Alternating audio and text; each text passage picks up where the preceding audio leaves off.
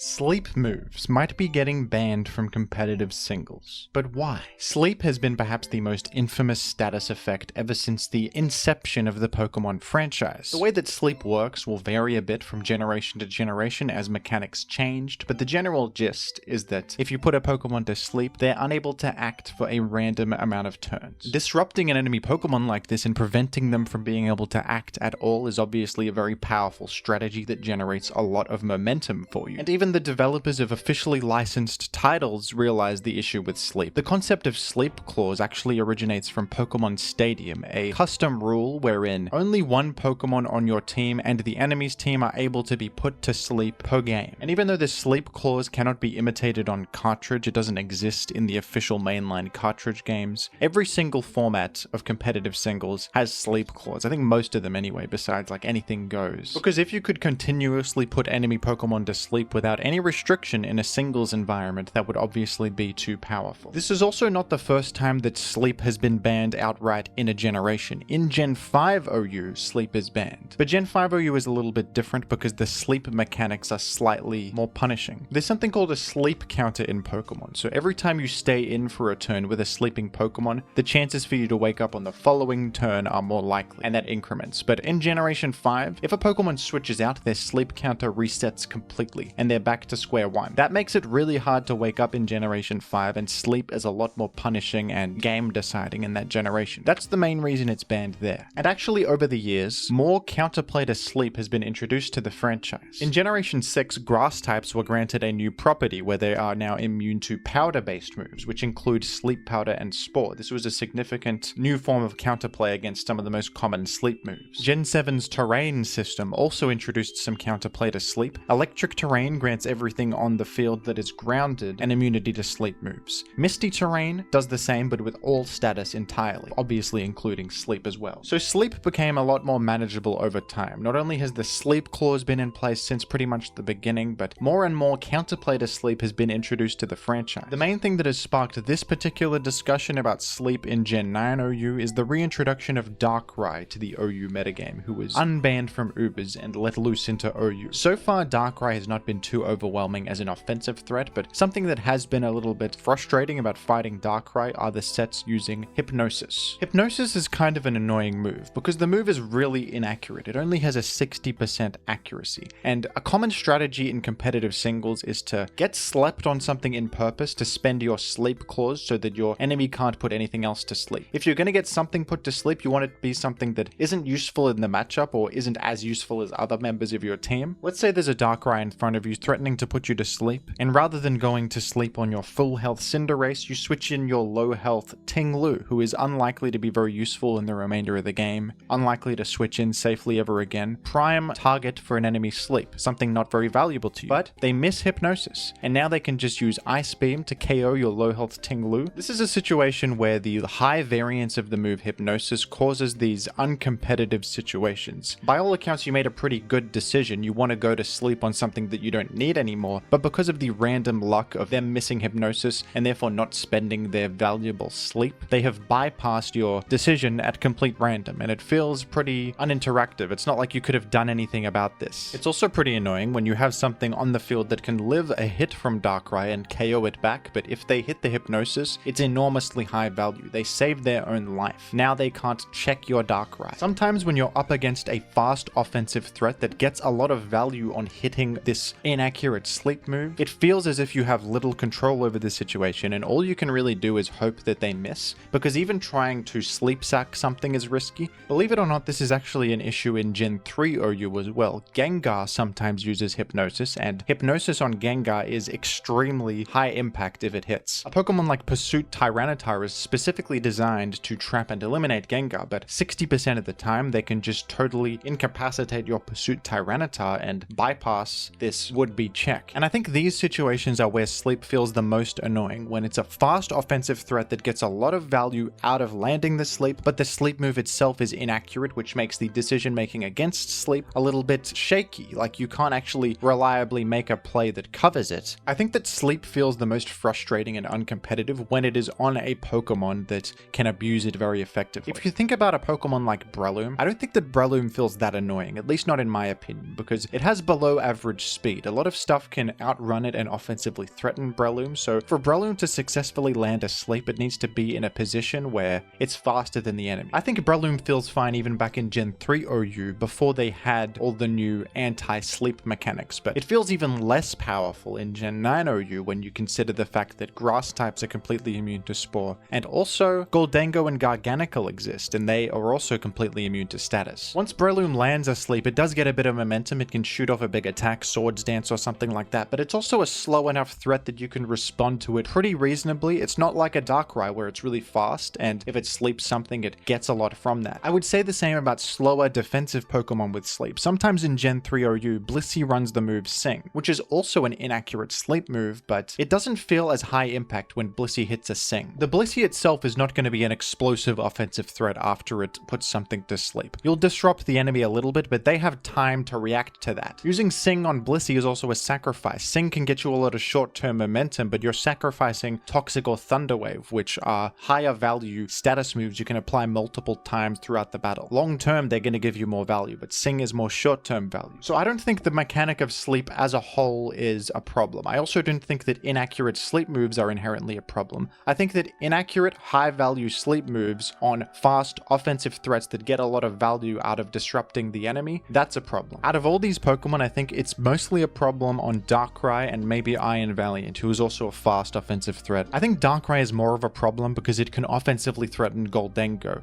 whereas Goldango can actually check some Iron Valiant sets. It's also worth noting that the electric terrain and misty terrain users in Gen 9 OU are really bad. In Gen 7 and 8, there were the Tapus who really shut down a lot of sleep strategies, but right now the best options are Pincurchin, which is not very viable, and Wheezing Galar, also not great. So my opinion on this is that I don't think that sleep as a whole is bannable. I think that in some situations on specific Pokemon, it can be an issue. Personally, when I'm fighting Amoonguss, I don't feel like I have a lack of control over the situation. I feel like I have plenty of control. And when Amoonguss lands a Spore, honestly, after that, it becomes pretty useless. Amoonguss's move pool is limited. It doesn't have that much going for it. The best it can do is go for Sludge Bombs, maybe hit Foul Play against an attacker, regen, but it's very passive. It can stun Spore. That's not very high value either. And there's plenty of counterplay to that too. A lot of types are immune to stun Spore. A lot of Pokemon like Goldango. Venusaur and Lilligant, I guess I'm 50-50 on. I know that grass types are immune to the powder-based sleep moves, but they can also threaten those grass types, so it's a little bit dubious. Not 100% sure on that one. My subjective opinion is that I feel like they're fine to me. They're not the most offensively threatening things in the world, even if they do land asleep. I doubt that Smogon would ever implement a complex ban that is like, if you're a fast offensive threat with a high impact sleep move,